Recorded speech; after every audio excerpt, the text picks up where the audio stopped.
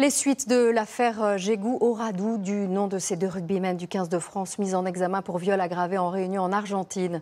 Selon une source judiciaire que nos équipes ont jointe, un rapport médico-légal constate une quinzaine de blessures sur le corps de la plaignante.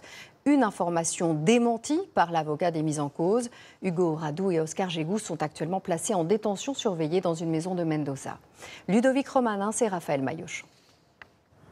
C'est un rapport de 9 pages qui a été présenté par le médecin légiste à la justice de Mendoza. Il décrit point par point les lésions constatées sur le corps de la victime présumée au lendemain de son dépôt de plainte le 7 juillet dernier.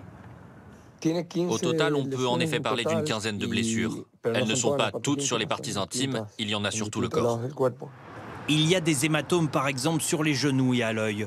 Si ces lésions sont compatibles avec le récit de la victime présumée qui parle de violence, pour la procureure générale, difficile de faire le lien entre l'intégralité de ces blessures et les faits poursuivis. Pour la défense des rugbyman, les marques relevées par l'expert judiciaire ne permettent aucune conclusion.